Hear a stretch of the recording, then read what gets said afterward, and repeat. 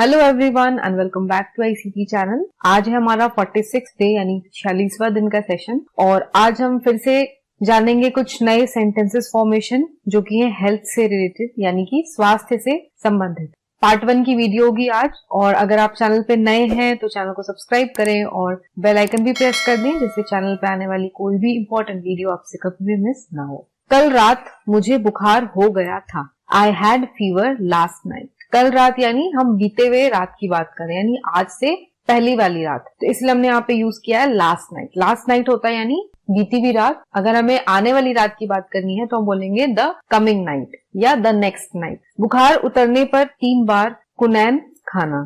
Take quinine thrice after the fever is down. Fever is down का मतलब होता है बुखार उतरना, डाउन यानी उतरना। मुझे अपनी सेहत की चिंता है। I am worried about my health. वह आंखों का डॉक्टर है। He is an eye specialist. तो अगर कोई आंखों का डॉक्टर है तो उसको हम कहते हैं आई स्पेशलिस्ट। अगर कोई कान का डॉक्टर है तो हम उसे क्या कहेंगे, ईयर स्पेशलिस्ट। कोई दांतों का डॉक्टर है तो टीथ स्पेशलिस्ट। तो ऐसे ही जिसके भी डॉक्टर होते हैं उसके आगे हम स्पेशलिस्ट लगा देते हैं। उसका स्वास्थ्य बिगड़ गया है। He is run down in health. Run down in health यानी स्वास्थ्य बिगड़ना। मेरे पैर के अंगूठे पर चोट आ गई है। I have hurt my big toe. तो यहाँ पे बिग टो यानी बड़ा अंगूठा। तो टो यहाँ पे यूज किया गया पैर के लिए। हाथों की जो उंगली में जो अंगूठा होता है उसके लिए हम थंब का यूज करते हैं और टो यूज करते हैं हम पैरों की बड़े वाले अंगूठे के लिए। उसके सब दांत ठीक है। All his teeth are intact. Intact यानी कि अपनी जगह पे ऐसे प्लेस्ड है। तो ठीक है यानी इंटैक्ट है। वह काना है। काना यानी कि एक आंख से उसको दिखता है और एक आंख से नहीं दिखता है या ठीक सा एक आंख से नहीं दिखता। उसको हम कैसे कहेंगे, he is blind in one eye. वह लंगड़ा है। लंगड़ा यानी वो चल नहीं पाता है। हो सकता है जिसका एक पैर खराब हो या एक पैर ना हो तो उसे हम कहते हैं लंगड़ा। तो इसको इंग्लिश में कहते हैं लंगड़े को लेम। तो ही इज लेम।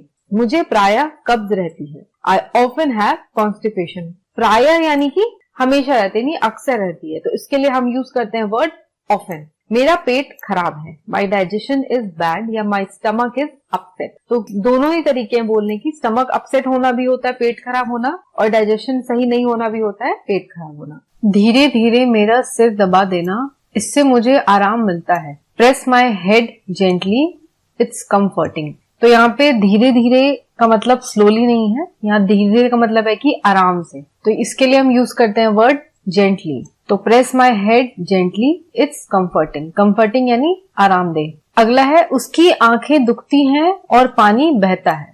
तो आंखें दुखना को इंग्लिश में कहते हैं आईज आर सोर और पानी बहने के लिए वाटरिंग। तो हिज आईज आर सोर एंड वाटरिंग। यहाँ पे हमने एंड बीच में यूज करके दोनों ही सेंटेंस को कनेक्ट कर दिया। उसके सारे शरीर पर फोड़े हैं। His body is covered with boils. तो फोड़े का इंग्लिश होता है बॉइल्स।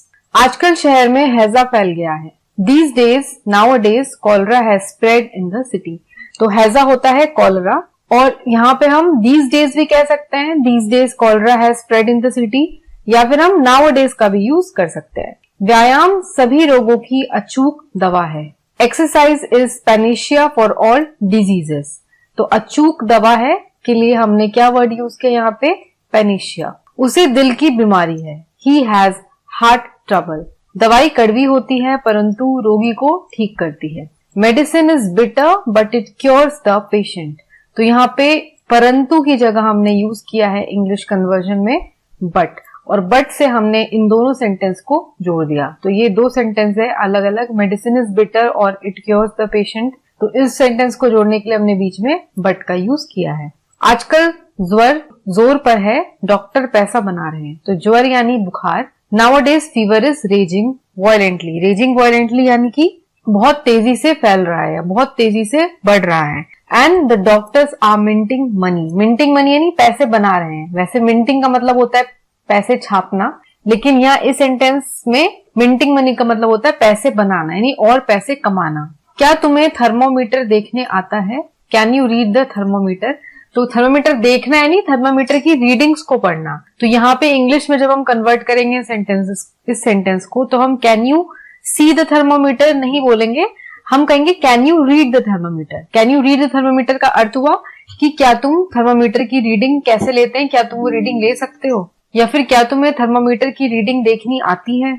नेक्स्ट है शहर में चेचक तथा बुखार बहुत जोर पर है। तो चेचक होता है स्मॉल पॉक्स और बुखार होता है फीवर। तो small pox and fever are raging in the city. तो रेजिंग का मैंने पहले भी आपको बताया कि बढ़ना या जोर से बढ़ना यानी फैलना। आपके भाई को कब से बुखार है? How long has your brother been down with fever? कब से बुखार है यानी बुखार कब था और बुखार अभी भी है बोलने के टाइम पे।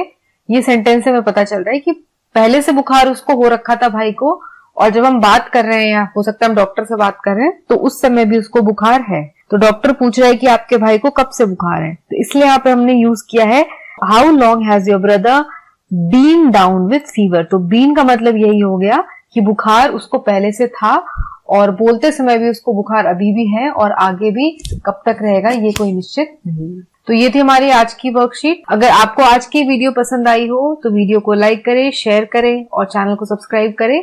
आज के लिए बस इतना ही। मैं मिलूंगी आपको अगली वीडियो के साथ। तब तक के लिए take care and have a nice day.